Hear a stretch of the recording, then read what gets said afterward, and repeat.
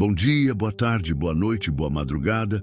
Independente da hora que você está assistindo, seja bem-vindo e comenta aí. De qual cidade você está vendo essa história? E se essa história apareceu para você, é porque ela merece ser ouvida. Então já se inscreve no canal para não perder mais nenhuma como essa. O café estava frio na caneca. Já fazia 3 horas que eu segurava ela, sentado na varanda da casa velha, olhando para o nada que se estendia pelo cerrado goiano. O sol descia devagar, tingindo de laranja as folhas secas do pequizeiro que minha Lúcia plantou antes de partir. 3 anos já. 3 anos que essa casa virou um túmulo de lembranças. O vento soprava fraco, levantando a poeira vermelha que grudava nas telhas e nos móveis. Tudo aqui tinha o cheiro dela ainda, sabão de coco na cozinha, alfazema no quarto, o perfume barato que ela usava aos domingos para ir na igreja de São José dos Campos. Às vezes, eu acordava de manhã pensando que ia ouvir ela cantarolando na cozinha, preparando o café com leite que ela fazia desde os primeiros dias de casado. Mas só o que eu ouvia era o silêncio. Um silêncio que pesava mais que o sol de meio-dia.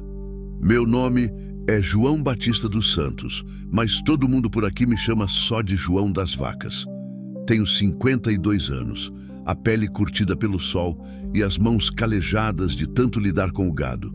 Nasci aqui mesmo, nessa terra vermelha que meu pai comprou com o suor de 30 anos, trabalhando na fazenda dos outros.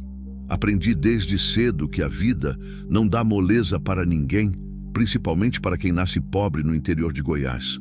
Casei com a Lúcia quando ela tinha 19 e eu 25.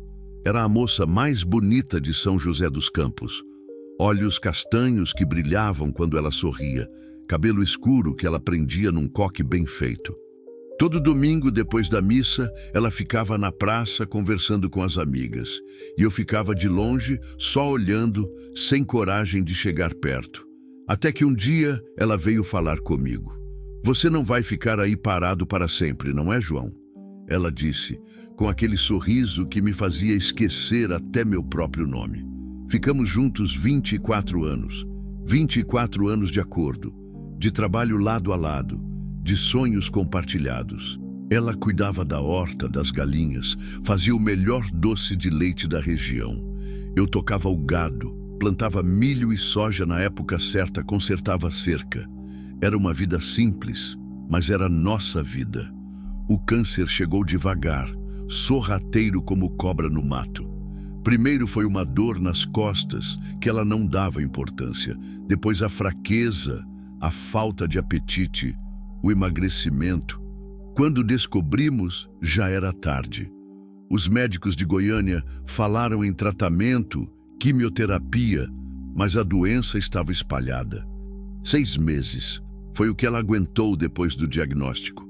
Eu segurei a mão dela até o último suspiro. Estava lá no hospital, naquele quarto frio que cheirava a desinfetante, quando ela abriu os olhos uma última vez e sussurrou: "Cuida bem da nossa terra, João.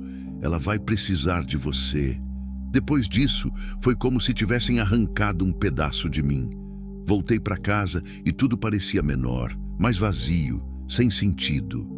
As vacas precisavam de cuidado, a roça não podia ficar abandonada, mas eu fazia tudo como se fosse uma máquina quebrada, funcionando por pura teimosia. Os vizinhos vinham de vez em quando, traziam comida, ficavam um pouco conversando sobre chuva, sobre o preço do boi, sobre os políticos ladrões de Brasília, mas quando eles iam embora, o silêncio voltava, e era pior que antes.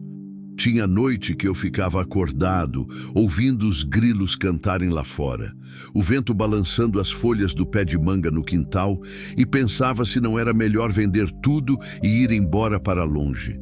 Começar de novo em outro lugar, onde cada canto da casa não me lembrasse dela.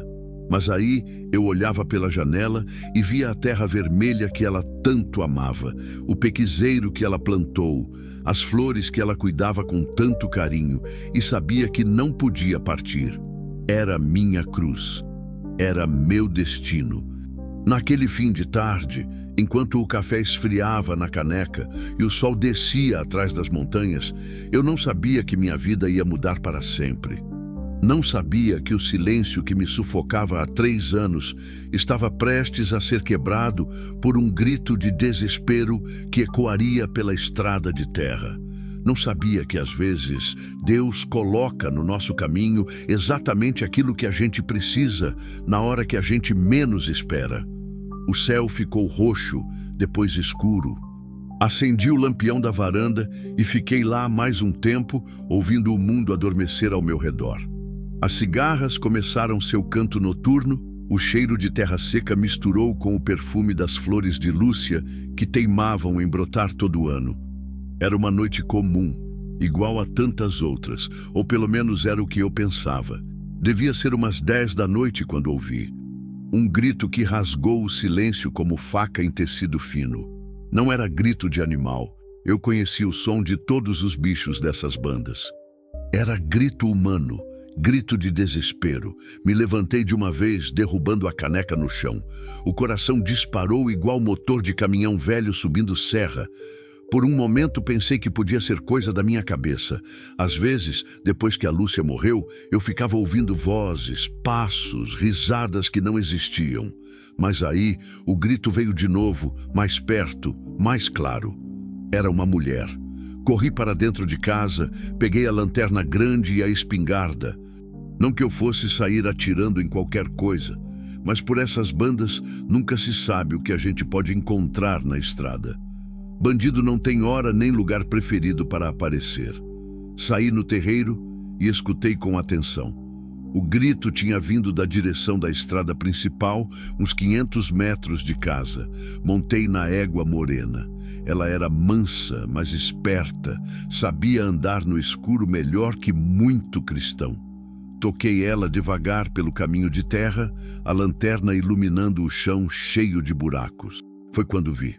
Uma mulher correndo pela estrada, tropeçando, caindo, se levantando e correndo de novo. Mesmo no escuro, eu via que ela estava em situação ruim. A roupa rasgada, o cabelo solto voando no vento, os braços balançando sem coordenação de quem estava no limite das forças.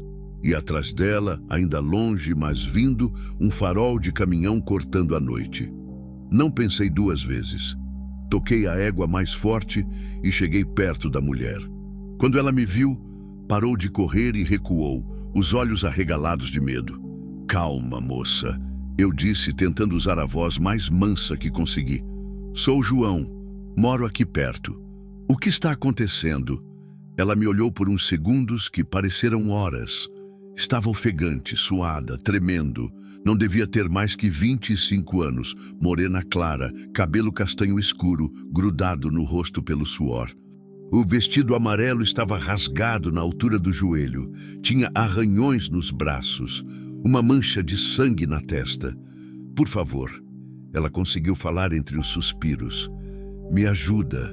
Ele vem aí atrás." O farol do caminhão estava mais perto agora. Dava para ouvir o ronco do motor, o barulho dos pneus na terra batida. "Sobe aqui", eu disse, estendendo a mão. "Vamos." Ela hesitou por um segundo, olhando para trás, depois agarrou minha mão e subiu na garupa da égua. Estava tremendo tanto que eu senti através das roupas. Saí da estrada principal e peguei a trilha que levava até minha casa, cortando por dentro do pasto. A égua conhecia o caminho de olho fechado. Atrás da gente, ouvi o caminhão parar na estrada, uma porta bater, uma voz de homem gritando palavrões que não vou repetir aqui. "Meu nome é Maria", ela disse baixinho, quase no meu ouvido, ainda tremendo. "Maria das Dores." "Bonito nome", eu respondi, tocando a égua mais devagar agora que tínhamos saído da estrada. "Pode me contar o que aconteceu?" Ela ficou quieta por um tempo. Só se ouvia o barulho dos cascos da égua na terra, os grilos cantando, o vento nas folhas do cerrado. Lá atrás, na estrada, o homem ainda gritava, mas o som ficava cada vez mais distante. Quando chegamos em casa, ajudei ela a descer da égua. À luz do lampião da varanda, pude ver melhor seu rosto. Era mais nova do que eu tinha pensado. Não devia ter mais que 22, 23 anos. Os olhos eram grandes, castanhos, mas tinham uma tristeza funda, como se ela tivesse visto coisas que ninguém da idade dela deveria ver. "Quer um copo d'água?" perguntei. Ela acenou que sim com a cabeça. Entrei na cozinha, peguei água fresquinha do filtro de barro, voltei para a varanda. Ela bebeu tudo de uma vez, como quem não tomava água há horas. "Obrigada", ela disse, me devolvendo o copo. A voz estava mais firme agora. "De nada. Agora me conta o que houve. Quem era aquele homem?" Maria das Dores se sentou na cadeira de balanço que era da Lúcia. Por um momento, uma pontada de dor me atravessou o peito. Ninguém tinha sentado naquela cadeira desde que minha mulher morreu. Mas olhando para a moça, vendo o estado que ela estava, entendi que Lúcia não se importaria. Talvez até ficasse contente de ver alguém precisando daquele cantinho de aconchego. "É meu padrasto", ela começou olhando para as próprias mãos. "Se chama Antônio, mas todo mundo conhece ele por Toninho da oficina. Mora em Anápolis, tem uma oficina mecânica lá." Anápolis ficava a umas 2 horas de carro daqui. Longe o bastante para ela ter corrido muito tempo. Minha mãe casou com ele quando eu tinha 12 anos. Meu pai verdadeiro morreu num acidente de trabalho quando eu era pequena. No começo ele parecia homem bom, tratava bem minha mãe, era carinhoso comigo. Mas depois que eles casaram, ela parou de falar, passou a mão no rosto como se quisesse limpar lembranças ruins. Depois mudou tudo. Ele começou a beber mais, ficava violento, batia na minha mãe por qualquer coisa, comida salgada demais, roupa mal passada, qualquer bobagem. E comigo ele... A voz dela falhou. Vi que estava custando falar. "Você não precisa contar tudo hoje", eu disse. "O importante é que você está segura agora." "Não, preciso contar", ela disse, levantando os olhos para mim. "O senhor me ajudou, tem direito de saber com quem está lidando." Ela respirou fundo, como quem se prepara para mergulhar em água fria. "Ele nunca me bateu igual batia na minha mãe, mas fazia outras coisas. Ficava me olhando de jeito estranho, fazia comentários sobre meu corpo, arrumava desculpa para me tocar. Quando minha mãe não estava por perto, ele chegava perto de mim e dizia coisas feias. Sentia a raiva subir no peito. Esse tipo de homem me dava nojo, aproveitador, covarde, que só se sentia valente na frente de mulher indefesa. Minha mãe morreu ano passado, câncer no fígado. Aí ficou só eu e ele naquela casa. E as coisas pioraram, muito piores." Maria das Dores se levantou da cadeira, foi até a grade da varanda, ficou olhando para o escuro. A luz do lampião fazia sombras dançarem no seu rosto. "Hoje de manhã eu estava lavando roupa no tanque quando ele chegou bêbado. Era 12:00 e ele já estava pingado de cachaça. Começou a falar as mesmas coisas de sempre, mas aí ele me agarrou. A voz dela ficou mais baixa, mais triste. Disse que eu já estava na idade, que não podia ficar para a titia para sempre, que ele ia me ensinar a ser mulher. Tentou me beijar à força. Eu empurrei ele, consegui sair correndo. Peguei a primeira carona que apareceu na estrada, uma mulher que vinha para cá, para São José dos Campos. Ela me deixou na praça da igreja. E aí eu fiquei lá, sem saber o que fazer. Não conheço ninguém aqui, não tenho parente, não tenho dinheiro. Quando escureceu, resolvi sair caminhando pela estrada, ver se encontrava algum lugar para passar a noite. Foi quando ouvi o barulho do caminhão dele. Ela se virou para mim, os olhos cheios de lágrimas. Ele me achou. Não sei como, mas achou. Parou o caminhão na minha frente, desceu gritando que eu ia voltar para casa, que ia aprender a me comportar. Comecei a correr e o senhor apareceu. Ficamos em silêncio por um tempo. Só se ouvia o canto dos grilos, o vento nas folhas, um cachorro latindo longe. Eu olhava para aquela moça, menina ainda, na verdade, e via minha própria filha que nunca tive. Se a Lúcia tivesse engravidado, nossa filha poderia ter a idade da Maria das Dores. "Bom", eu disse finalmente. "Então você vai dormir aqui hoje. Amanhã a gente vê o que fazer. Ela me olhou espantada. O senhor não me conhece. Como pode confiar em mim? E você não me conhece também, eu respondi. Como pode confiar em mim? Ela pensou um pouco, depois sorriu pela primeira vez desde que a encontrei. Um sorriso pequeno, meio envergonhado, mas bonito, porque o senhor teve chance de me machucar e não fez, porque me trouxe para sua casa, me deu água, está me ouvindo sem julgar, porque seus olhos são gentis. Senti uma coisa estranha no peito. Fazia tanto tempo que ninguém me dizia uma coisa boa que eu quase não sabia como reagir. O quarto de hóspedes não tem muito luxo, mas a cama é boa e tem roupa limpa, eu disse. Amanhã a gente conversa melhor. Quando ela entrou no quarto e fechou a porta, fiquei na varanda mais um tempo, pensando. A casa estava diferente, tinha som de gente, cheiro de gente, vida de gente.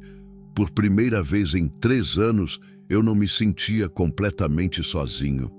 Mas no fundo da mente, uma preocupação roía. E se o tal Toninho da oficina resolvesse procurar por aqui? E se descobrisse que ela estava comigo? Peguei a espingarda, conferi se estava carregada, deixei encostada na parede perto da minha cama. Às vezes, fazer o certo pode trazer problema. Mas às vezes, não fazer o certo pode trazer um problema muito pior para a consciência da gente. E eu já tinha problema demais com a minha. Capítulo 3. Os primeiros raios de sol. Acordei antes do galo cantar, como sempre, mas dessa vez não foi por costume. Foi por causa de um barulho na cozinha. Por um segundo, o coração quase parou. 3 anos vivendo sozinho fazem a gente esquecer como é ouvir alguém se mexendo pela casa de manhã cedo.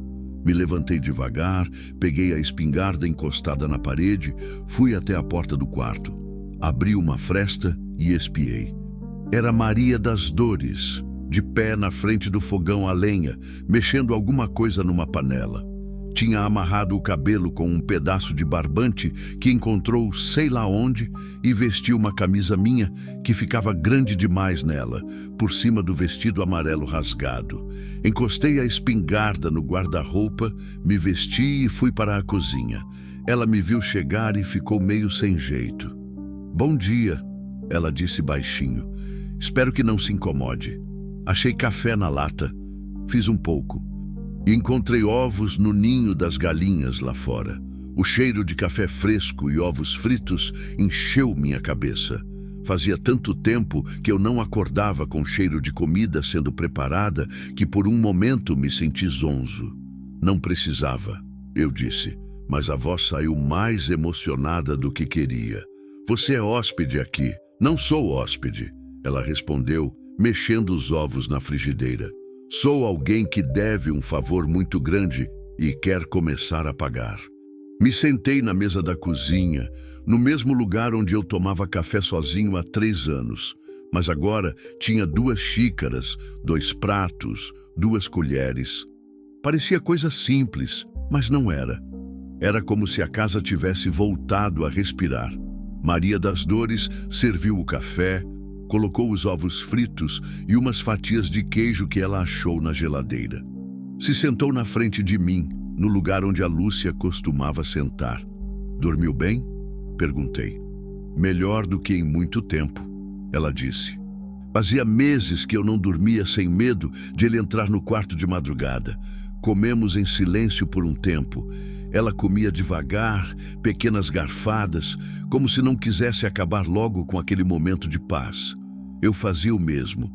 Tinha esquecido como era bom comer na companhia de alguém, sem o peso do silêncio esmagando tudo ao redor.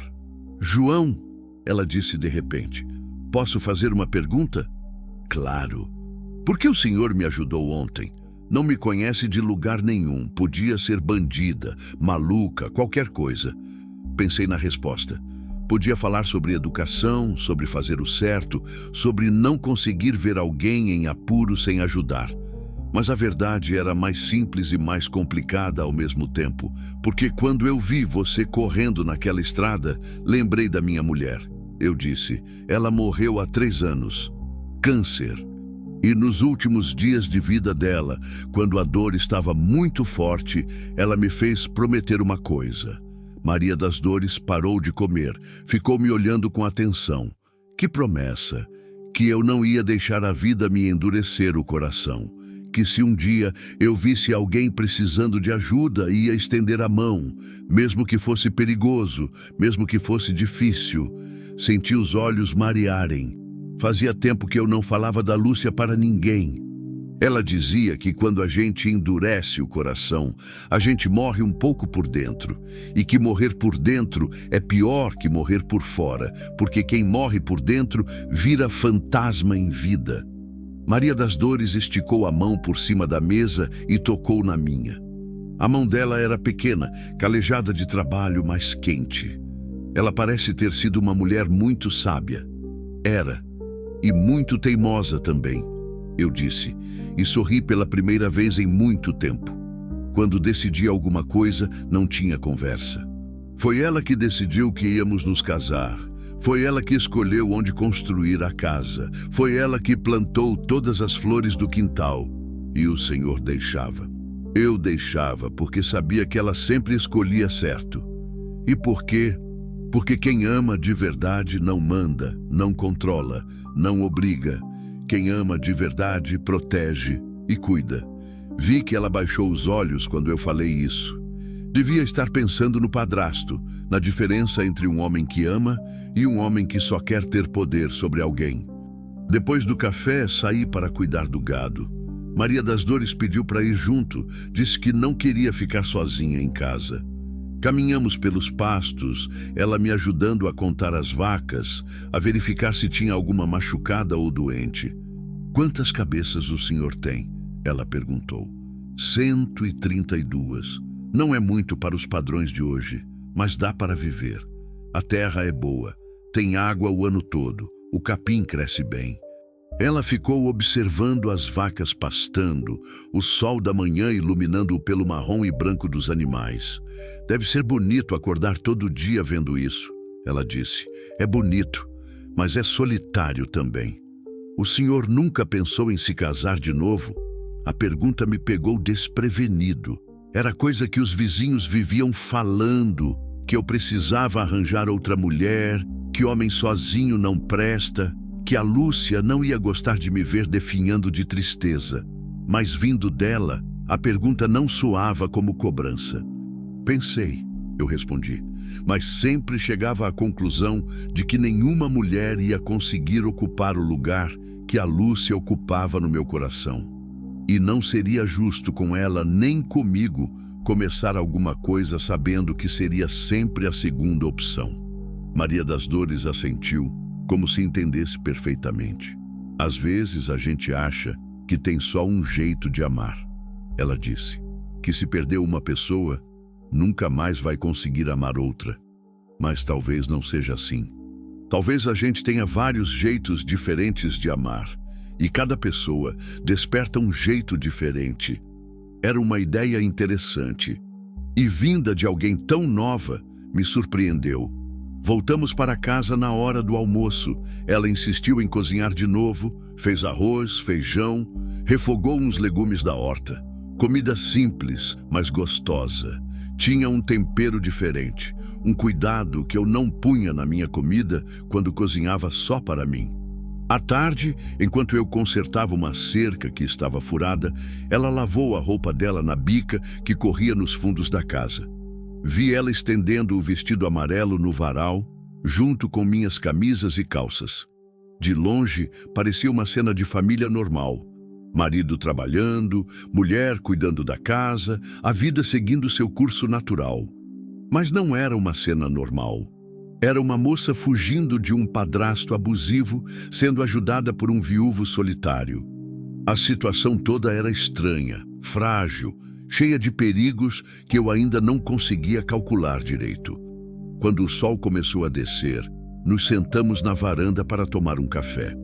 Maria das Dores tinha achado um pente velho numa gaveta e penteado o cabelo, que agora caía solto sobre os ombros. Estava mais bonita, mais descansada. Os arranhões do rosto já estavam sarando.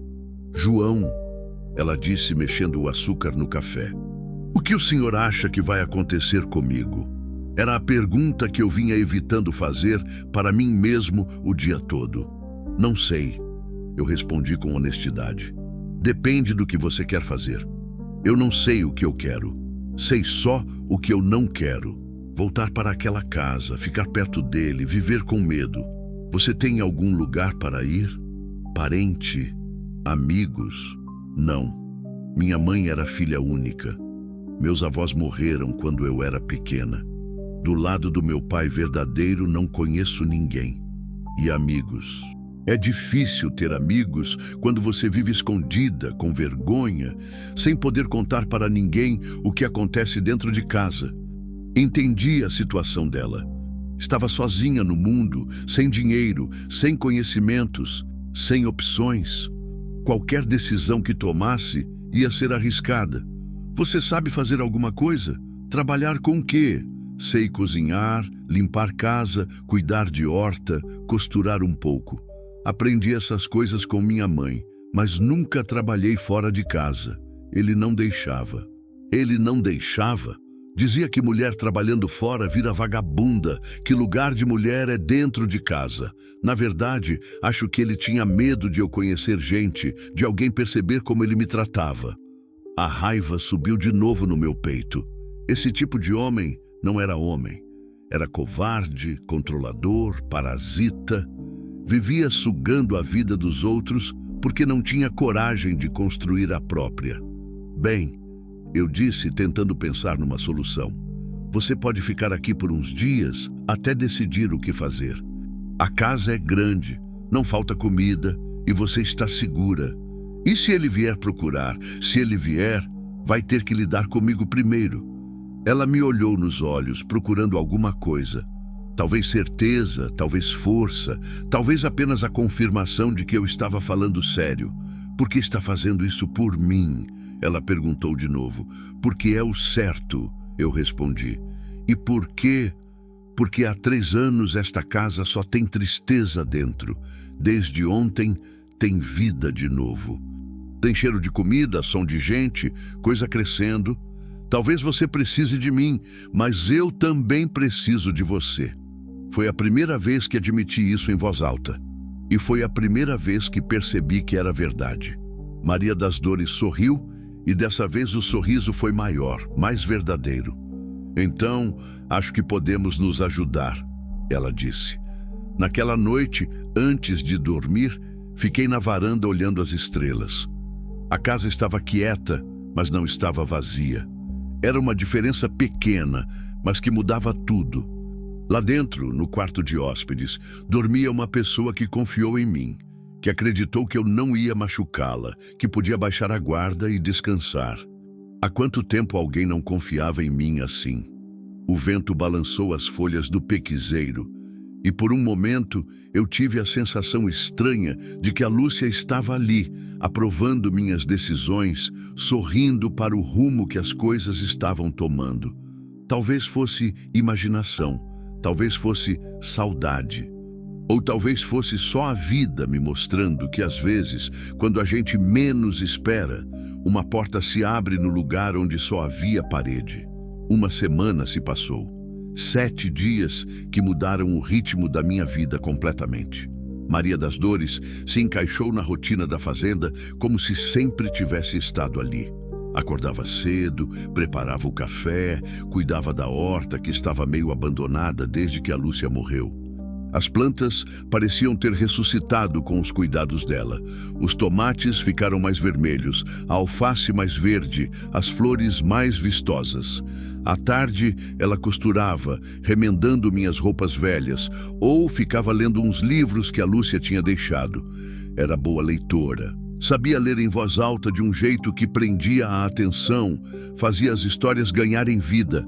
Às vezes, depois do jantar, ela lia para mim na varanda e eu ficava ouvindo o som da voz dela misturado com o canto dos grilos. Mas naquele sábado de manhã, as coisas começaram a mudar. Eu estava no curral, separando umas novilhas para levar para o pasto novo, quando vi a poeira levantando na estrada. Era um carro preto, modelo antigo, vindo devagar na direção da casa. Meu estômago se apertou. Pouca gente vinha me visitar e quem vinha não costumava chegar em carro desconhecido. Larguei o trabalho e fui caminhando até a casa. Maria das Dores estava estendendo roupa no varal, mas quando viu minha cara preocupada, parou o que estava fazendo. "O que foi?" ela perguntou. "Tem um carro vindo aí." "Não reconheço." O rosto dela ficou branco na mesma hora. As mãos começaram a tremer. "É ele," ela sussurrou. "Tenho certeza que é ele." O carro parou na frente do portão. Saíram 2 homens. Um era alto, forte, de uns 40 e poucos anos, com barriga de cerveja e cara de poucos amigos. O outro era mais novo, magro, nervoso. O mais velho vestia camisa social meio amarrotada e calça jeans. Tinha jeito de quem estava acostumado a mandar e ser obedecido. "Esse é ele," Maria das Dores confirmou, a voz quase sumindo. "O alto é o Toninho." Senti a raiva ferver no peito, mas me obriguei a ficar calmo. Não podia deixar a emoção tomar conta. Precisava pensar direito, agir com inteligência. "Vai para dentro da casa," eu disse para ela. "Fica no quarto, não aparece. E se ele quiser entrar, não vai entrar. Eu garanto." Ela hesitou por um segundo, depois correu para dentro. Eu caminhei até o portão, devagar, tentando aparentar tranquilidade. Os 2 homens estavam encostados no carro, me esperando.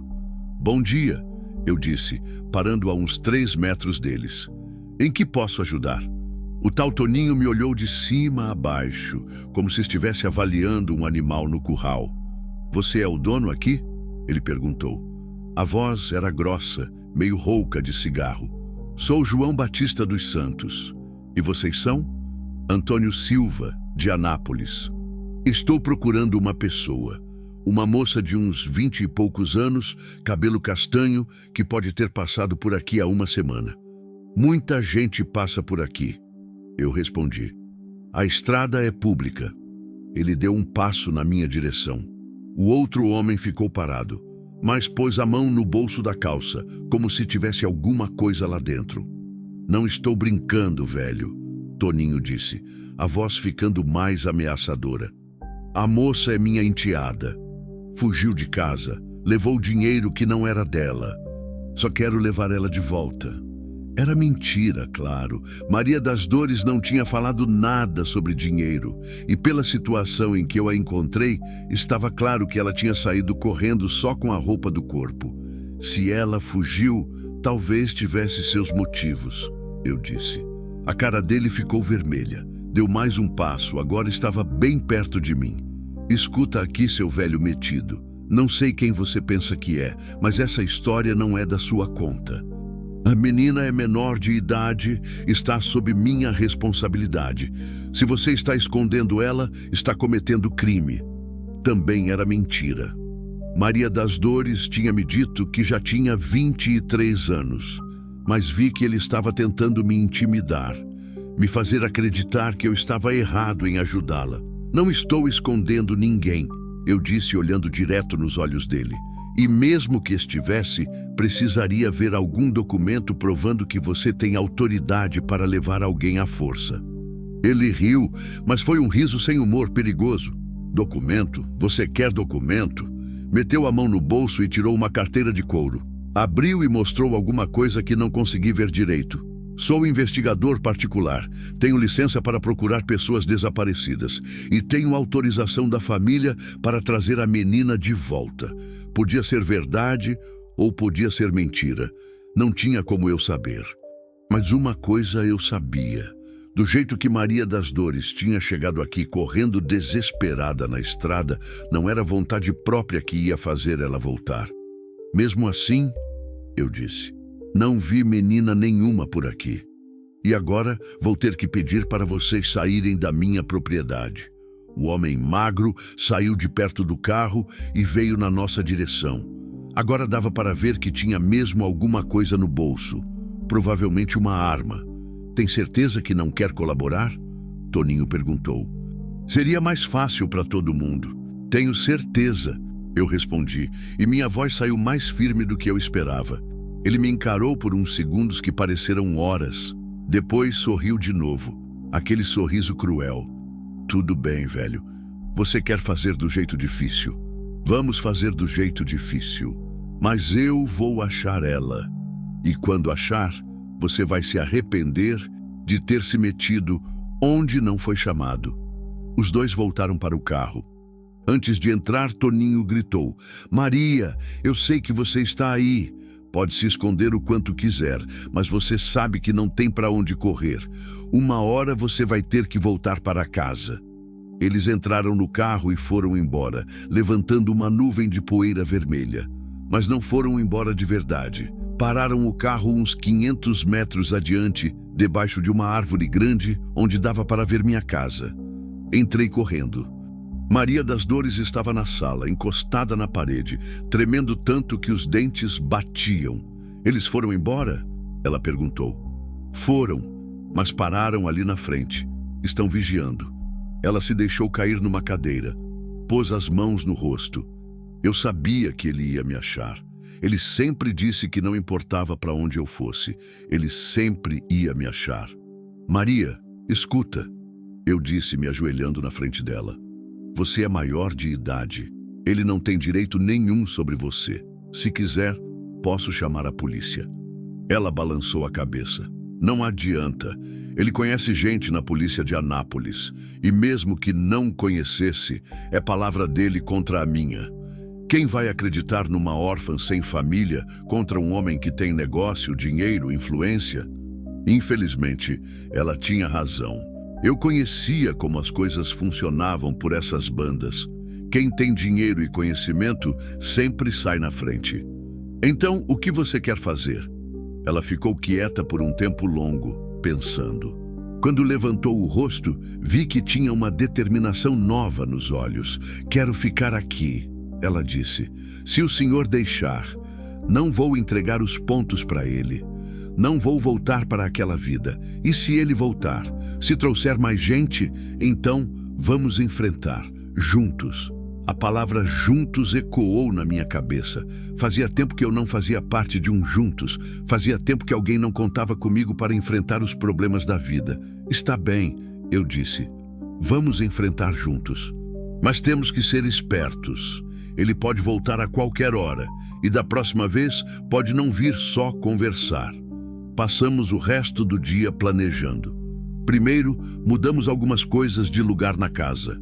Se eles voltassem e quisessem entrar à força, teriam que quebrar a porta da frente, e isso daria tempo para a Maria das Dores sair pelos fundos e se esconder no mato. Segundo, eu peguei a espingarda e deixei carregada, escondida atrás da geladeira. Terceiro, combinamos uns sinais. Se eu gritasse o nome dela de um jeito, era para ela correr. Se gritasse de outro jeito, era para ela se esconder dentro de casa mesmo. Quando escureceu, o carro continuava lá, parado debaixo da árvore. Dava para ver o clarão dos cigarros que eles fumavam. Eles vão ficar aí a noite toda? Maria das Dores perguntou, espiando pela cortina. Não sei. Talvez estejam só tentando nos cansar, nos deixar nervosos. Jantamos em silêncio. A comida não tinha gosto. O medo tira o sabor de tudo. Depois do jantar, ficamos na sala, as luzes apagadas, só conversando baixinho. João, ela disse no escuro, se alguma coisa acontecer comigo, quero que saiba que estes foram os dias mais felizes da minha vida. Pela primeira vez, me senti protegida, cuidada, respeitada. Não vai acontecer nada, eu respondi, mas minha voz saiu menos firme do que queria. Pode acontecer, e se acontecer, não quero que se culpe. O Senhor já fez mais por mim do que qualquer pessoa fez. Me deu uma chance de ser feliz, mesmo que por pouco tempo. Senti uma coisa esquisita no peito. Era como se estivesse perdendo alguma coisa importante antes mesmo de ter tido tempo de entender o que era. Por volta das 10 da noite, o carro finalmente saiu. Esperamos mais uma hora antes de acender as luzes, para ter certeza que tinham ido embora mesmo. Eles vão voltar, Maria das Dores disse. Provavelmente. E vão trazer mais gente. É possível. Ela me olhou nos olhos. Ainda está disposto a me ajudar, mesmo sabendo que pode ser perigoso? Pensei na pergunta, pensei na vida quieta que eu levava antes dela chegar. Pensei na segurança de não se envolver, de não se complicar, de não arriscar. Depois pensei na promessa que fiz para a Lúcia. Pensei no que ela diria se me visse mandando Maria das Dores embora por medo. Pensei na semana que passou, na casa cheia de vida, nos sorrisos, nas conversas, na sensação de que eu tinha voltado a ser importante para alguém. Estou, eu disse, custe o que custar. Naquela noite, dormi mal. Acordei várias vezes achando que ouvia barulho lá fora, carros chegando, vozes, mas era só o vento ou algum bicho se mexendo no mato. De manhã cedo, quando fui ordenhar as vacas, encontrei uma coisa que fez meu sangue gelar. Pegadas estranhas na terra molhada perto do curral. Pegadas de bota de mais de uma pessoa. Eles tinham voltado durante a noite. Tinham ficado rondando a casa, espionando, planejando. A guerra tinha começado. Não contei para Maria das Dores sobre as pegadas. Não queria deixá-la mais assustada do que já estava. Mas durante todo aquele domingo, fiquei de olho em tudo, cada barulho estranho, cada movimento diferente no horizonte, cada sombra que não deveria estar ali. Eles não apareceram durante o dia, mas eu sabia que estavam por perto. Era uma sensação ruim, como quando você sente que está sendo observado, mas não consegue ver por quem. À tarde, enquanto Maria das Dores cuidava da horta, fui até a casa do meu vizinho mais próximo, o Sebastião. Morava a uns 2 quilômetros dali. Era homem de confiança, conhecia ele desde menino. Sebastião, eu disse, chegando no terreiro onde ele consertava um arado quebrado. Preciso de um favor. Ele largou a ferramenta, limpou as mãos na camisa. Fala, João. Que favor é esse? Contei a situação toda. Maria das Dores fugindo do padrasto abusivo, os homens que vieram me procurar, a sensação de que estavam sendo vigiados. Sebastião me ouviu em silêncio, balançando a cabeça. Esse tipo de gente é perigosa, João. Ele disse quando terminei. Homem que maltrata mulher não tem limite. É capaz de fazer qualquer coisa. Por isso estou pedindo ajuda. Se você vir movimento estranho pela região, gente que não conhece rondando por aí, me avisa? Claro. E se precisar de mais alguma coisa, é só falar. Não gosto de covarde que bate em mulher. Voltei para casa mais tranquilo. Pelo menos tinha alguém de confiança por perto, alguém que podia ajudar se as coisas ficassem ruins. Mas as coisas ficaram ruins mais rápido do que eu esperava. Na segunda-feira de manhã, acordei com o som de algo batendo na janela do meu quarto. Não era vento, era alguém jogando pedrinhas. Olhei pelo vidro e vi Maria das Dores no quintal, ainda de camisola, os olhos arregalados de medo. Vesti a roupa correndo e saí. Ela correu para mim. João, tem alguém mexendo no carro. Ela sussurrou, apontando para a garagem onde eu guardava minha caminhonete velha. Peguei a espingarda e fomos devagar até lá. Quando chegamos perto, vi um homem agachado perto da roda dianteira. Era o magro que tinha vindo com Toninho no sábado. Quando me viu, se levantou de um pulo e saiu correndo pelo mato. Fui ver o que ele estava fazendo. Tinha furado os 2 pneus da frente e cortado uns fios embaixo do capô. A caminhonete não ia sair do lugar tão cedo. Por que fizeram isso? Maria das Dores perguntou. Para nos isolar. Se a gente não pode sair de carro, fica mais difícil pedir ajuda ou fugir. Ela entendeu na hora a gravidade da situação. Durante aquela manhã, outras coisas começaram a acontecer. A cerca do pasto sul apareceu cortada e 6 vacas fugiram. Alguém tinha mexido no cano da água que abastecia a casa. Não estava cortado, mas estava quase. O portão da frente amanheceu aberto, quando eu tinha certeza de que tinha fechado na noite anterior. Eram pequenas sabotagens, pequenos recados. Nós estamos aqui. Podemos fazer o que quisermos. Vocês não estão seguros. À tarde, Sebastião apareceu a cavalo, preocupado. João, tem gente estranha acampada perto do rio, ele disse. 3 homens, numa barraca velha. Disseram que são pescadores, mas não têm vara de pescar, e um deles perguntou sobre você. Queria saber se você morava sozinho. O cerco estava se fechando. Eles não iam embora. Iam ficar ali, nos perturbando, nos cansando, até conseguir o que queriam. Sebastião, você pode levar um recado para a cidade? Eu perguntei. Preciso que alguém vá na delegacia. Conte a situação para o delegado. Posso sim. Mas João, você sabe como é. Polícia por aqui não é muito confiável. E se esses homens têm mesmo influência... Ele não precisou terminar a frase. Eu sabia que tinha razão, mas precisávamos tentar. Naquela noite, depois que Sebastião foi embora, eu e Maria das Dores ficamos acordados, de vigília, revezamos. Enquanto um dormia, o outro ficava de olho. Por volta das 2 da manhã, ouvi um barulho no telhado. Peguei a lanterna e fui para fora. Alguém tinha subido no telhado e jogado umas telhas no chão. Não muitas, só o suficiente para fazer barulho, para nos deixar nervosos, para mostrar que podiam entrar em casa quando quisessem. Eles estão brincando com a gente, Maria das Dores disse quando contei o que tinha acontecido. Estão tentando nos cansar, nos deixar loucos de medo. É estratégia velha, assustar até a pessoa desistir. E se eu fosse embora? Ela disse de repente. Se eu saísse daqui, eles parariam de incomodar você. A ideia me atingiu como um soco no estômago. Ir para onde? Voltar para ele? Não sei. Talvez para outro estado, tentar começar de novo em outro lugar. Maria, escuta, eu disse segurando nas mãos dela.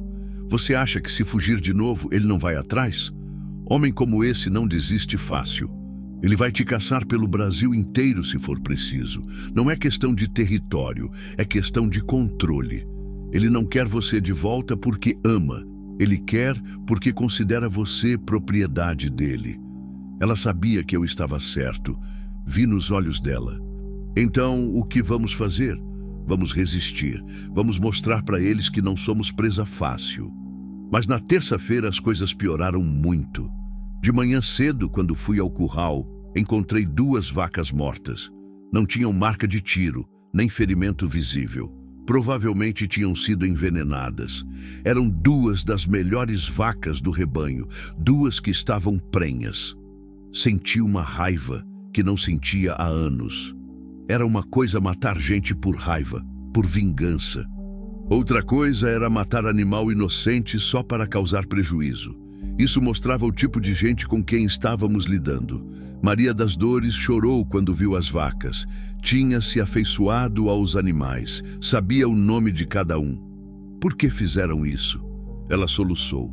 Os bichos não fizeram mal para ninguém, fizeram para nos machucar, para mostrar que podem destruir tudo que a gente tem. À tarde, a situação ficou ainda pior. O Sebastião voltou da cidade com notícias ruins. Falei com o delegado, ele disse. Mas ele disse que não pode fazer nada enquanto não houver crime comprovado. E disse mais uma coisa, João. Parece que esses homens realmente têm influência. O delegado ficou meio nervoso quando falei do tal Antônio Silva.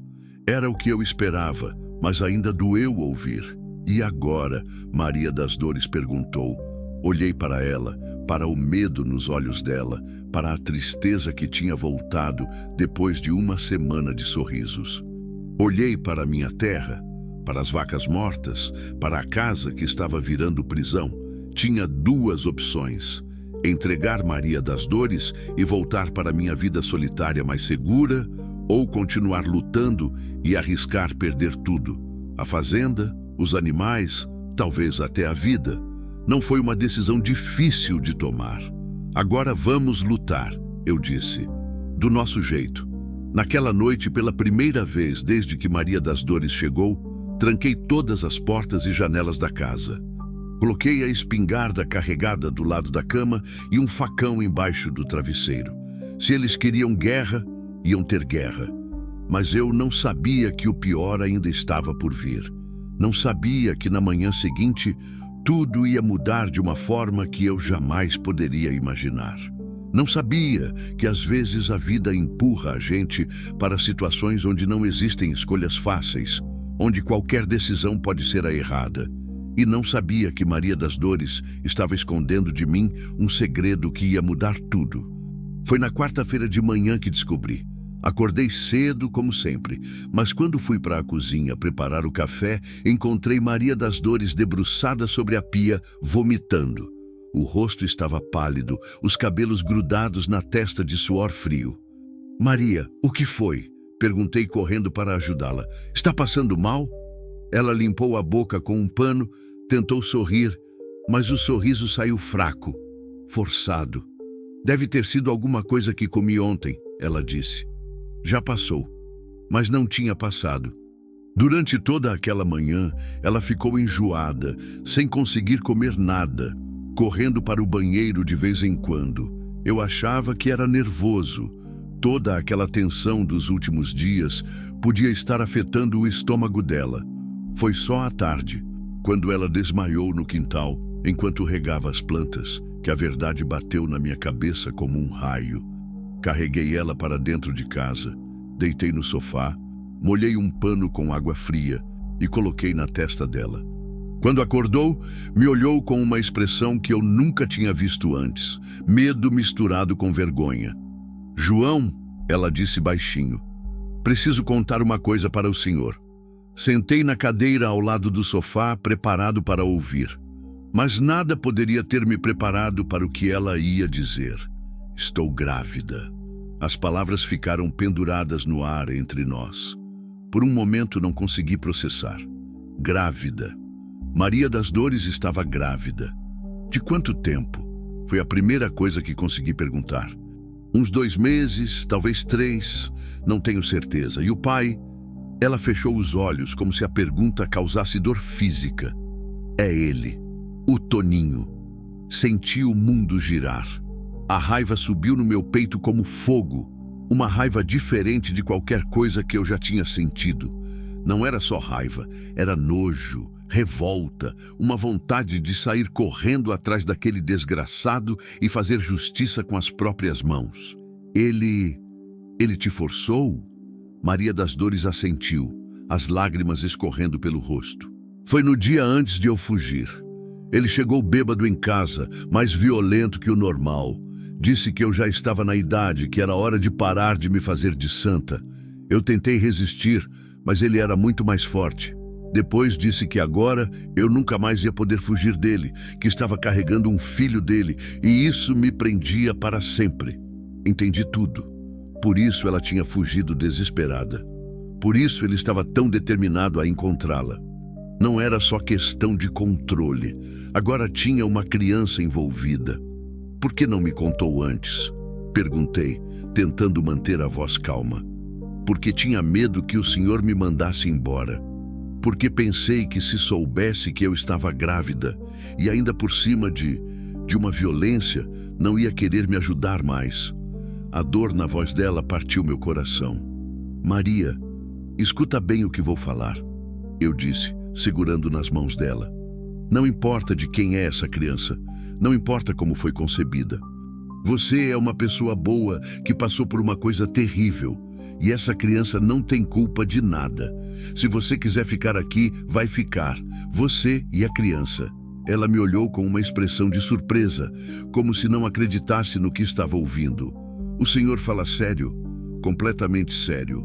Mas e se for menino? E se crescer parecido com ele? Aí a gente vai ensinar esse menino a ser homem de verdade, a respeitar as mulheres, a proteger quem é mais fraco, a fazer o certo mesmo quando é difícil. A criança vai ser o que a gente ensinar ela a ser." Maria das Dores começou a chorar, mas agora era choro de alívio, não de desespero. "Como o senhor pode ser tão bom?" Ela soluçou. "Como pode aceitar uma situação dessas?" Pensei na pergunta. Era uma situação complicada mesmo.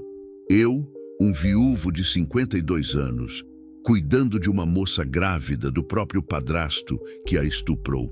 Se alguém me contasse uma história dessas, 1 mês atrás, eu diria que era coisa de novela. Mas a vida, às vezes, coloca a gente em situações que não estão escritas em manual nenhum, e nesses momentos só resta seguir o coração. Porque aprendi que família não é só sangue. Eu respondi. É escolha. É quem a gente decide amar e proteger. E eu escolhi você. E agora escolho essa criança também. Naquela tarde, tudo mudou de perspectiva. O que antes era uma questão de proteger uma moça em apuros, agora era proteger uma mãe e uma criança que ia nascer. A responsabilidade ficou maior, mas o propósito ficou mais claro. Quando escureceu, como tinha virado costume, eles voltaram a perturbar. Dessa vez, jogaram pedras no telhado, derrubaram o varal, cortaram a mangueira da horta. Mas eu e Maria das Dores nem demos bola. Tínhamos coisas mais importantes para pensar. João, ela disse enquanto jantávamos, e se quando a criança nascer, ele vier reclamar a paternidade? E se conseguir levar ela na justiça? Era uma preocupação real. Por mais que o filho tivesse sido concebido numa violência, legalmente Toninho ainda podia ter direitos. Vamos resolver isso quando chegar a hora, eu disse. Por enquanto, o importante é você e a criança ficarem bem. Preciso de um médico para fazer pré-natal, ver se está tudo certo. Ela tinha razão, mas ir até a cidade agora, com eles vigiando, seria perigoso. Vou dar um jeito. Tem uma parteira aqui perto, a dona Sebastiana. É mulher de confiança, já ajudou a trazer metade das crianças da região ao mundo. E se ela contar para alguém? Não vai contar. Ela sabe guardar segredo. Na quinta-feira de manhã, enquanto Maria das Dores descansava, fui a pé até a casa da dona Sebastiana. Era uma caminhada de 1 hora, mas com a caminhonete estragada não tinha outro jeito. Dona Sebastiana era uma negra forte de uns 60 anos. Parteira desde os 20, conhecia de gravidez e parto mais que muito médico formado. Quando contei a situação, ela balançou a cabeça indignada. Esse tipo de homem deveria apodrecer na cadeia, ela disse. Mas infelizmente a justiça por aqui não funciona para quem não tem dinheiro. A senhora pode ajudar? Claro que posso. Traga a menina aqui amanhã de manhã. Vou examinar ela, ver como está tudo. Tem um problema. Eles estão vigiando minha casa. Se virem ela saindo, podem tentar alguma coisa. Dona Sebastiana pensou por um momento. Então, eu vou até lá. À noite, pela trilha do mato. Ninguém vai me ver. No caminho de volta para casa, fui pensando na situação. A cada dia que passava, as coisas ficavam mais complicadas. Agora, não era só proteger Maria das Dores, era proteger uma grávida e a criança que ela carregava. Mas também percebi uma coisa. Pela primeira vez em 3 anos, eu tinha um propósito de verdade. Não era só trabalhar para passar o tempo. Não era só existir esperando a morte chegar. Era cuidar de alguém que precisava de mim. Era ser importante na vida de pessoas que importavam para mim. Era voltar a ter uma família. Quando cheguei em casa, Maria das Dores estava na varanda, costurando uma roupa de bebê que tinha começado a fazer com retalhos de pano. Ver ela ali, pensando no futuro da criança, planejando mesmo no meio de toda aquela confusão, me encheu de uma ternura que eu não sabia mais que existia em mim. Como foi na dona Sebastiana? Ela perguntou quando me viu. Ela vem aqui amanhã à noite para te examinar. Mulher boa, de confiança. E se for menina? Ela perguntou de repente, a mão na barriga que ainda não mostrava a gravidez. Como assim? Que nome daria para ela? Pensei um pouco. Só um nome me veio à cabeça. Esperança, eu disse.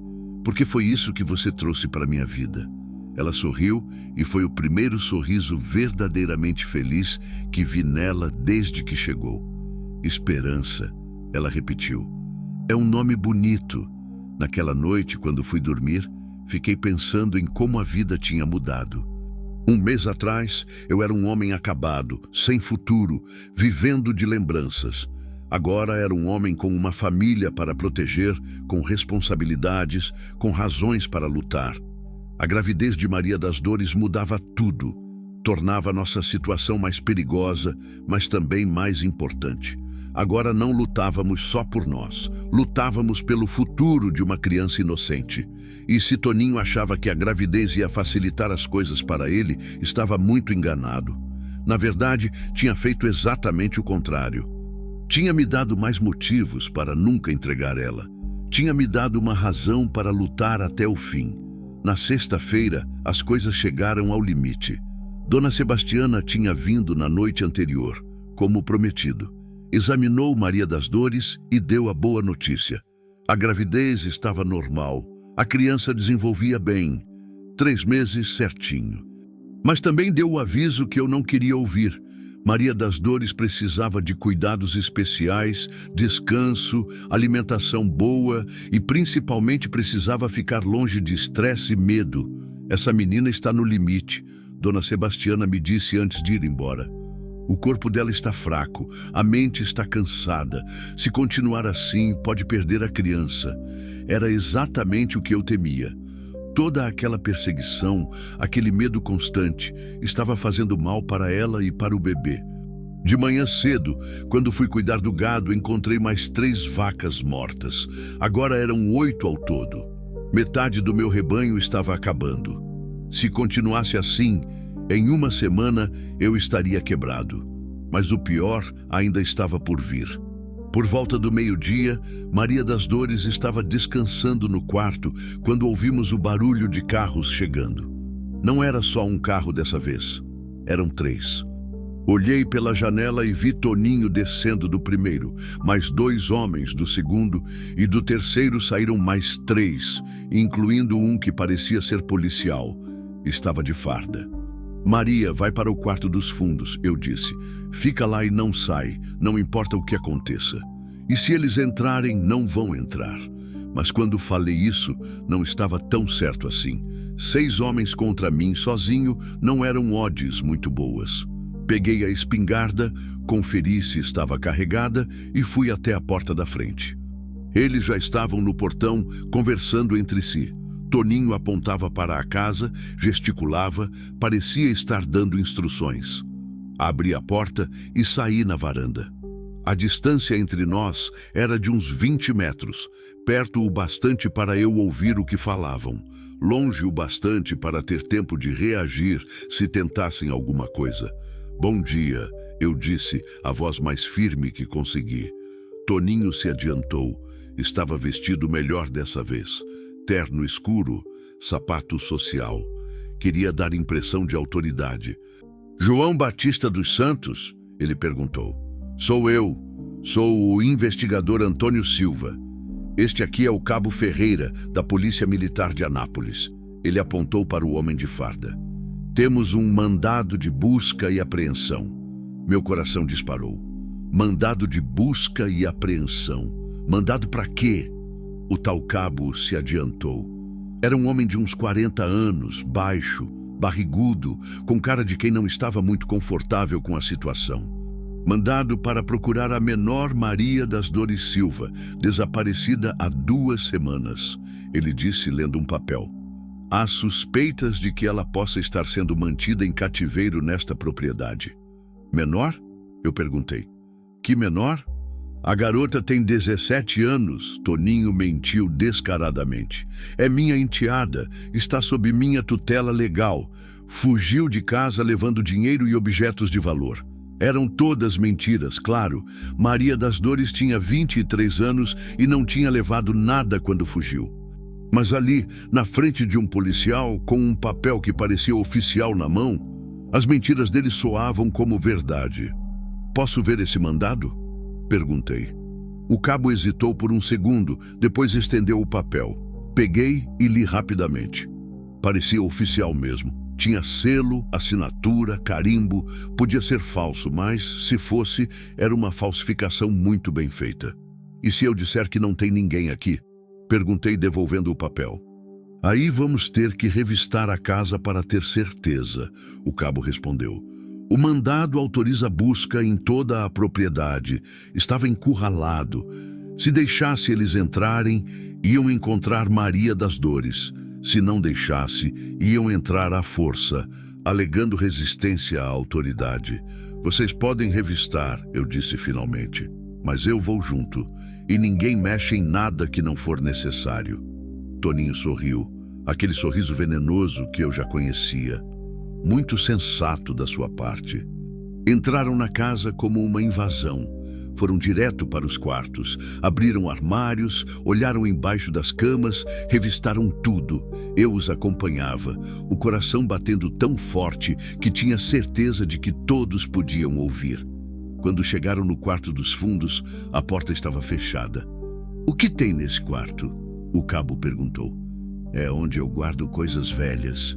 Menti. Roupas da minha falecida esposa, móveis quebrados. Toninho foi direto para a porta e tentou abrir. Estava trancada por dentro. "Por que está trancada?" ele perguntou, a voz carregada de suspeita. "A fechadura está com problema há meses. Às vezes trava sozinha." Era uma mentira fraca, mas era o que eu tinha. "Cabo, pode arrombar essa porta?" Toninho pediu. O policial ficou meio sem jeito. Percebi que ele não estava muito confortável com a situação toda. Talvez suspeitasse que estava sendo usado. "Antes disso, vou tentar conversar com quem está lá dentro", ele disse. Se aproximou da porta e bateu. "Polícia, se tem alguém aí dentro, abra a porta. É só uma conversa, ninguém vai machucar ninguém." Silêncio total. Ele bateu de novo. "Menina, se você é a Maria das Dores, não precisa ter medo. Só queremos conversar, esclarecer a situação." Ainda silêncio. Toninho estava ficando impaciente. "Arromba logo essa porta!" ele gritou. "Calma!" o cabo disse. "Vou fazer as coisas do jeito certo." Foi quando ouvimos um gemido baixo, vindo de dentro do quarto. Depois outro e outro. Meu sangue gelou. Reconheci o som. Maria das Dores estava tendo contrações. O estresse, o medo, a situação toda estava fazendo ela entrar em trabalho de parto prematuro. "O que é esse barulho?" o cabo perguntou. Não tinha mais como esconder. "É uma mulher que está passando mal", eu disse. "Precisa de ajuda médica urgente. Abra essa porta agora." Toninho gritou. "Não posso. Ela está tendo um bebê." A frase caiu como uma bomba. Todos ficaram em silêncio por um momento. "Tendo um bebê?" o cabo repetiu. "Ela está grávida de 3 meses. O estresse de vocês aqui está causando um aborto espontâneo. Se não chamarmos ajuda médica agora, ela pode morrer." Toninho ficou branco. Mesmo sendo um monstro, ele sabia que uma morte na história ia complicar tudo. "Isso é mentira!" ele gritou. "Ela não pode estar grávida." Mas os gemidos de dor vindos do quarto deixavam claro que não era mentira. "Cabo", eu disse desesperado, "preciso de uma ambulância. Agora." O policial estava visivelmente perturbado. A situação tinha saído completamente do controle dele. Eu vou chamar socorro", ele disse pegando o rádio. "Não!" Toninho gritou. "Isso é encenação. Ela está fingindo." Outro gemido veio do quarto, mais forte dessa vez. Depois o som de algo caindo no chão. Não aguentei mais. Corri para a porta do quarto. "Maria, abre a porta. Preciso te ajudar." A voz dela veio fraca, cheia de dor. "João, está doendo muito. Tem sangue." Pronto. Era real. Ela estava perdendo a criança. Me virei para o cabo. "Pelo amor de Deus, homem, deixa eu entrar nesse quarto. Ela pode morrer."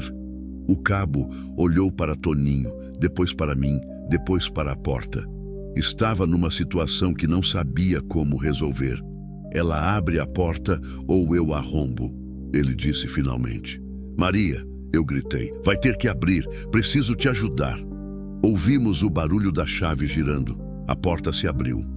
Maria das Dores estava no chão, encostada na parede, o rosto pálido como papel, as mãos ensanguentadas apertando a barriga.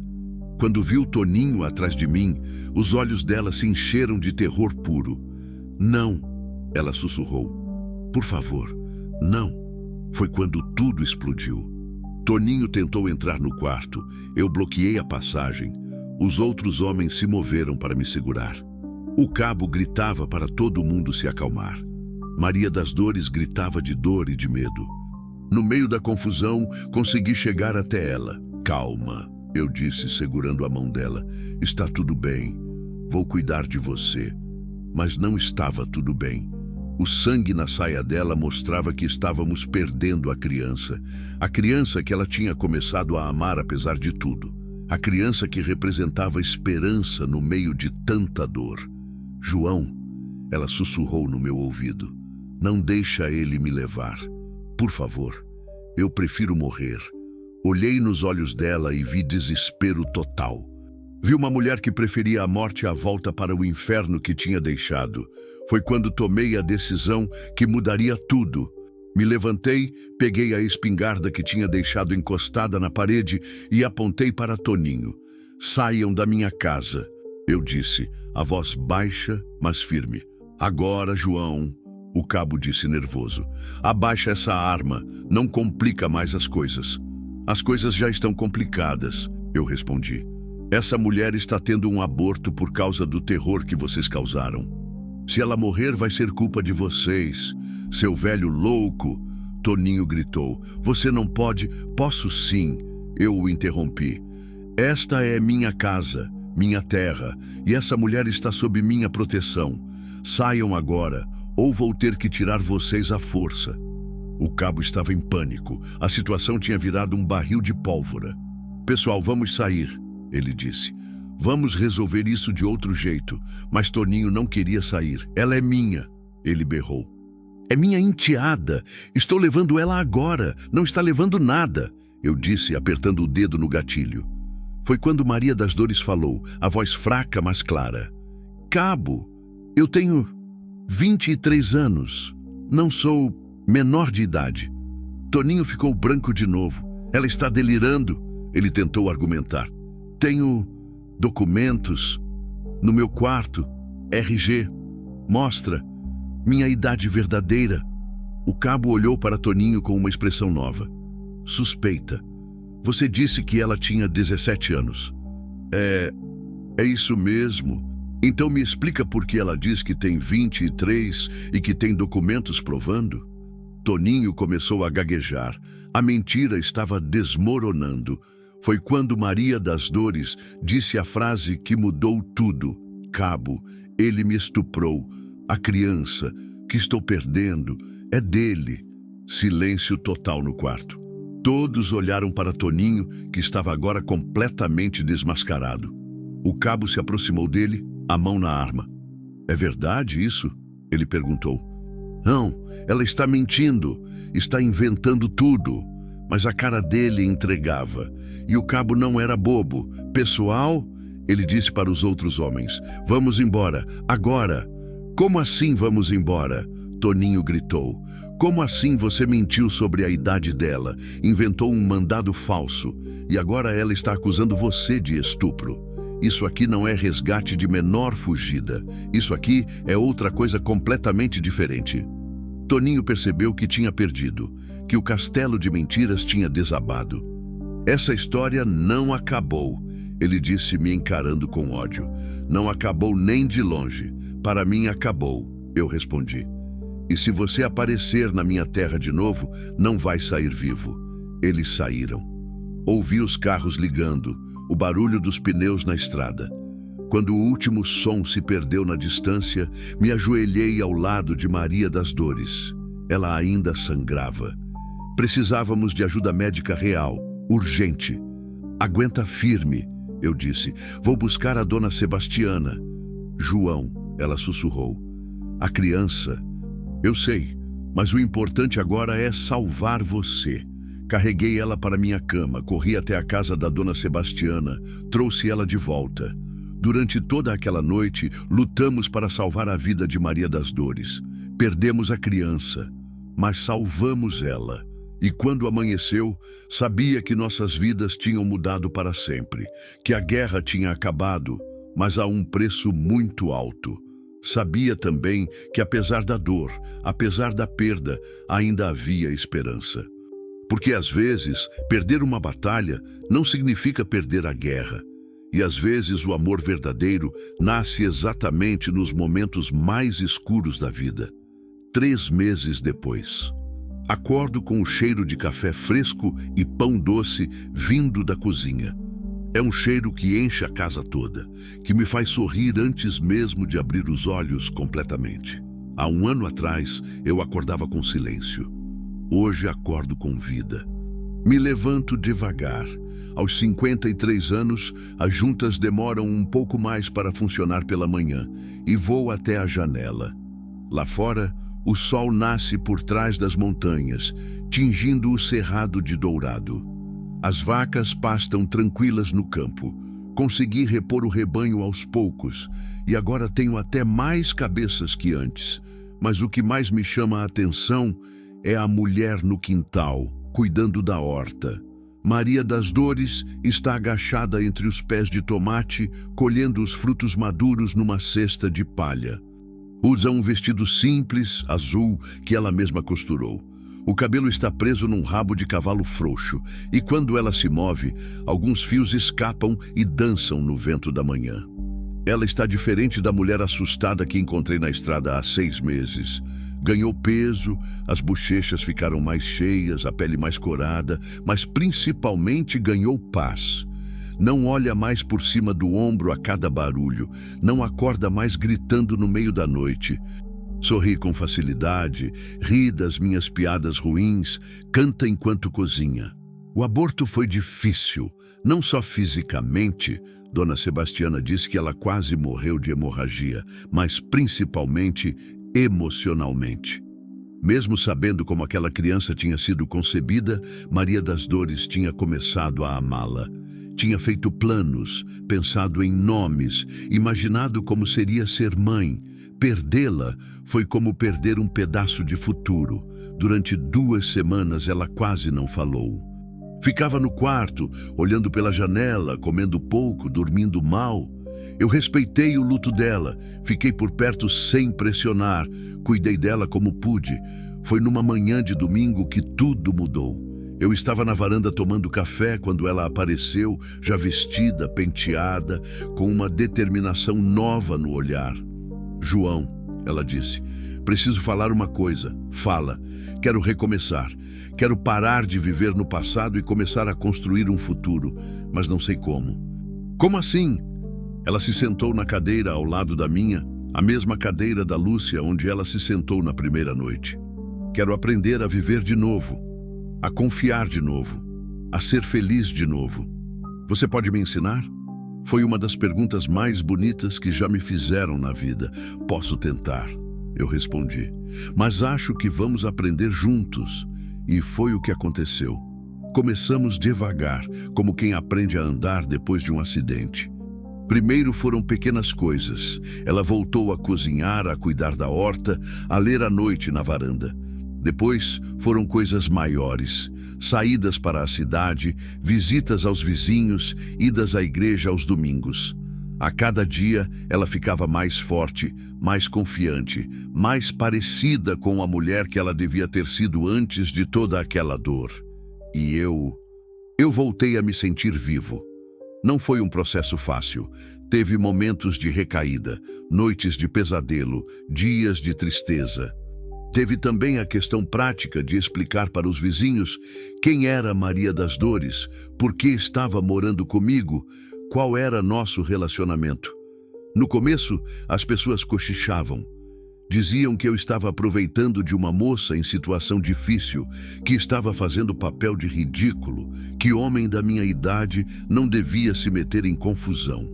Mas aos poucos, vendo como a gente se tratava, como ela estava bem cuidada e respeitada, como nossa convivência era harmoniosa, os comentários foram parando. Ajudou muito o fato de que o Cabo Ferreira, aquele policial de Anápolis, fez um relatório completo sobre o que aconteceu naquele dia. Toninho acabou sendo investigado e descobriram que ele realmente tinha falsificado o mandado, mentido sobre a idade de Maria das Dores e que havia outras denúncias de assédio contra ele. Não foi preso. Influência e dinheiro ainda pesam muito na justiça, mas perdeu a licença de investigador e ficou com a reputação manchada. Mais importante, nunca mais apareceu por aqui. Hoje, 6 meses depois daquela noite terrível, nossa vida encontrou um ritmo novo. Acordo cedo, cuido do gado, volto para o almoço, à tarde, às vezes vou para a cidade resolver alguma coisa, às vezes fico em casa consertando cerca ou trabalhando na roça. Maria das Dores cuida da casa, da horta, faz comida, costura. À noite, jantamos juntos, conversamos na varanda. Às vezes, ela lê algum livro em voz alta. É uma vida simples, mas é uma vida cheia. Ontem à noite, depois do jantar, estávamos sentados na varanda vendo as estrelas, quando ela me fez uma pergunta que mexeu comigo. João, ela disse, você acha que a Lúcia aprovaria nossa situação? Pensei bem antes de responder. Era uma pergunta importante, que merecia uma resposta honesta. Acho que sim, eu disse. A Lúcia sempre dizia que o amor não diminui quando é dividido, ele multiplica. Que uma pessoa pode amar várias pessoas de jeitos diferentes, sem que um amor tire o valor do outro. Mas você amou ela primeiro. Eu sempre vou ser a segunda. Maria, eu disse, pegando na mão dela, você não é a segunda Lúcia. Você é a primeira Maria das Dores. São pessoas diferentes, amores diferentes, histórias diferentes. Não tem primeiro nem segundo, tem presente e passado. E meu presente é com você. Ela sorriu, apertou minha mão. Como é que um homem simples do interior sabe falar essas coisas bonitas? Porque aprendi que as coisas mais importantes da vida são sempre simples. O difícil é a gente ter coragem de aceitar essa simplicidade. Esta manhã, enquanto vejo ela colhendo tomates no quintal, penso em como é estranho o jeito que a vida funciona. Há um ano, eu era um homem acabado, vivendo de lembranças, esperando a morte chegar. Hoje sou um homem com planos, com responsabilidades, com alguém que depende de mim e de quem eu dependo também. Maria das Dores não substituiu a Lúcia. Ninguém poderia fazer isso. Mas ela trouxe algo novo, algo que eu não sabia que precisava. A chance de ser importante para alguém de novo, de proteger, de cuidar, de amar de um jeito diferente, mas igualmente verdadeiro. Ela perdeu uma criança, mas ganhou uma família. Eu perdi uma esposa, mas ganhei uma companheira. Os dois saímos machucados de nossas histórias passadas, mas é exatamente por isso que entendemos a dor um do outro. Não casamos ainda. Não temos pressa. Estamos vivendo um dia de cada vez, construindo confiança, construindo carinho, construindo um futuro que nenhum dos dois imaginava possível. Às vezes, ela ainda tem pesadelos. Às vezes, eu ainda sinto falta da Lúcia de um jeito que dói no peito. Mas aprendemos que a dor faz parte da vida e que o importante não é não sentir dor. É não deixar a dor impedir a gente de sentir alegria também. Vou até a cozinha, sirvo 2 xícaras de café, levo uma para ela no quintal. Bom dia, eu digo, estendendo a xícara. Bom dia, ela responde e me dá um beijo no rosto. Um beijo simples, carinhoso, sem pressa. Os tomates estão bonitos este ano, eu comento. Estão. Acho que vou fazer molho para conservar. E geleia também, daquela que você gosta. Boa ideia. Ficamos ali parados, tomando café, olhando a horta, ouvindo os passarinhos cantando nas árvores. É um momento comum do dia a dia, sem nada de especial. E talvez seja exatamente por isso que é tão especial. João, ela diz de repente. Obrigada. Pelo quê? Por ter me ensinado que a vida pode recomeçar quantas vezes for preciso. Por ter mostrado que existem homens bons no mundo. Por ter me dado uma chance de ser feliz quando eu achava que felicidade não era para mim. Sinto aquela coisa estranha no peito, aquela emoção que ainda não sei definir direito. Maria, eu digo. Obrigado você. Pelo quê? Por ter aparecido naquela estrada quando eu mais precisava. Por ter me mostrado que uma casa não é só paredes e telhado. É gente que se importa uma com a outra. Por ter me ensinado que o coração não envelhece, mesmo quando o corpo envelhece. Ela sorri, aquele sorriso que ilumina o rosto todo. Acho que a gente se salvou um ao outro, ela diz. Acho que sim. O sol está mais alto agora. O dia promete ser quente. Temos trabalho para fazer. Eu preciso consertar a cerca do Pasto Norte. Ela quer terminar de colher os legumes para levar para a feira amanhã. É uma vida comum, de gente comum, cheia de tarefas comuns.